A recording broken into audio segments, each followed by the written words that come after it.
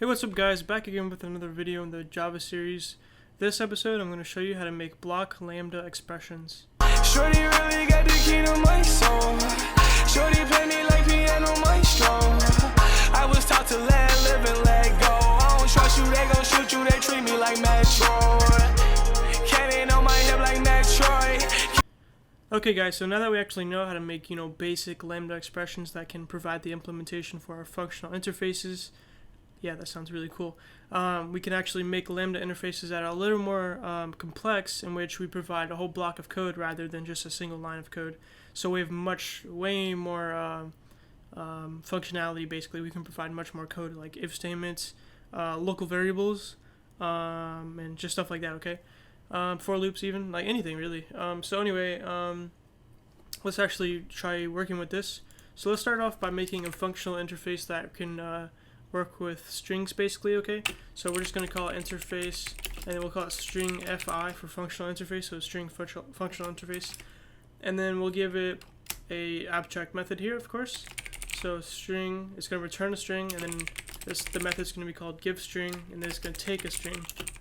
So now let's actually provide the implementation for it with a lambda expression. Okay, so if we want to do that, of course, we just call upon the basically we have to create a object reference of the interface here. So string fi, and then we give it a name. We'll just call it reverse, because we're going to make a implementation that is able to reverse the string.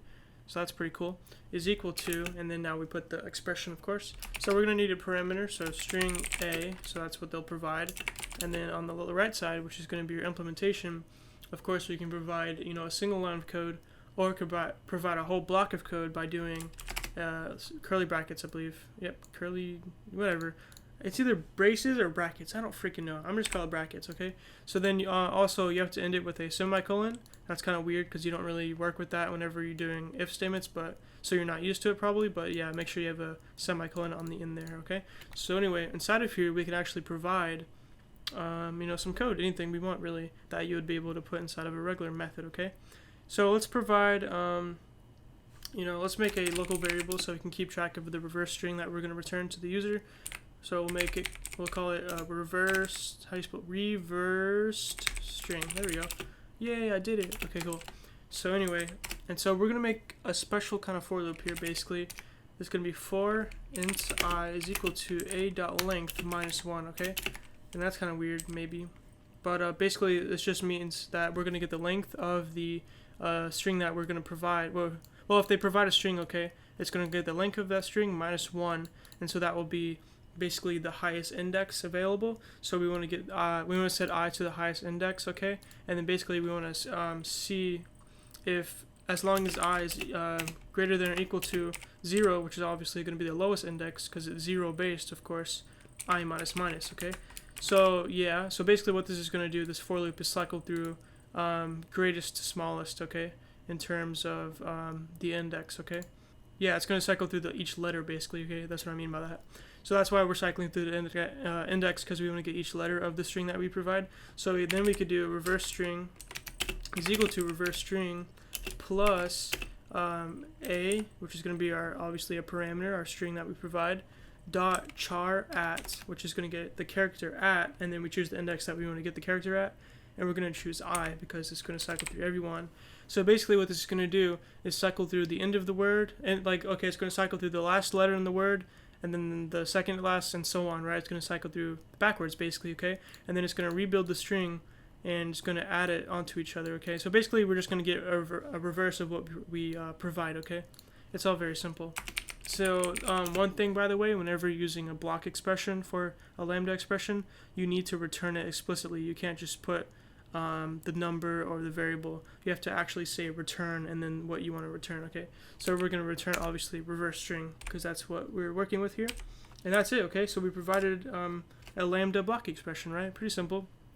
So let's actually use it. So output reverse dot give string, and then we'll make up a string here. We'll just call it ice baby, whatever, something random like that, right?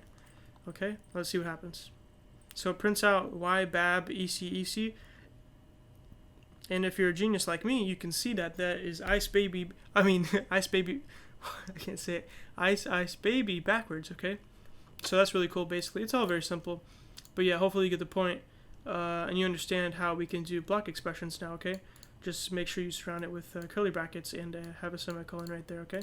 So anyway, let's actually make another one just to get some practice, because practice makes permanent. So interface, we'll say number fi for number functional interface, and we'll say int, so it's going to return an integer, new array. So I don't know, we'll just give it that name because why not?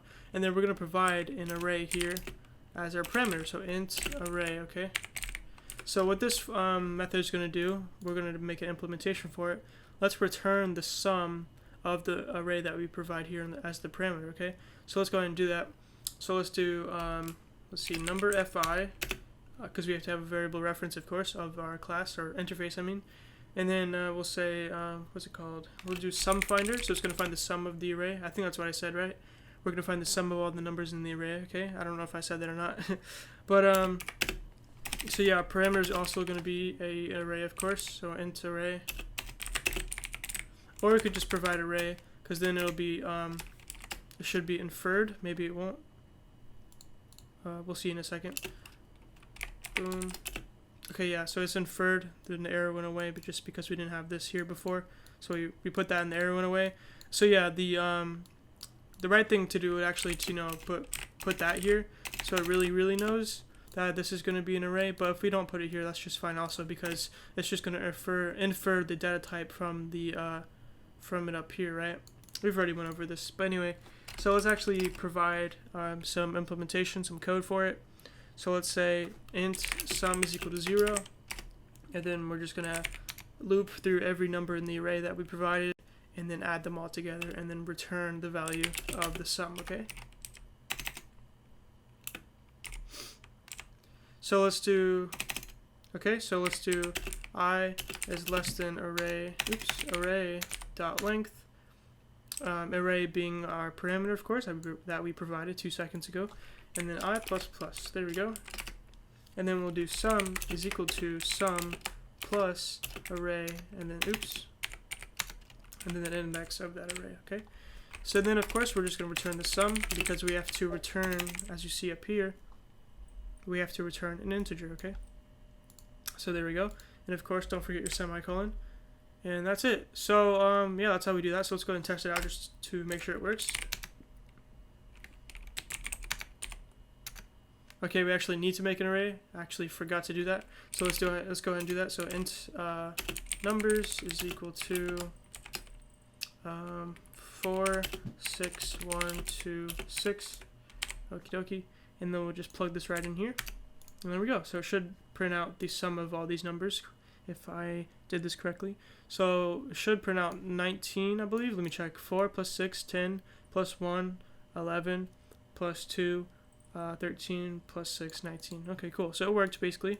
So yeah, I mean, that was very simple, but as you can see, we can provide implementation as a block of code for our functional interface methods. Okay. So anyway, I hope this wasn't too confusing. If you have any questions at all, you can leave a comment in the description below. Also, we have a Discord where you can join it. You can hang out with us, ask questions, whatever you want to do. Also, we have a link in the description for all of the codes from today's episode, so make sure you check it out, bookmark it for future reference. And yeah, so if you liked the video, leave a like. If you want to see more, subscribe, and peace.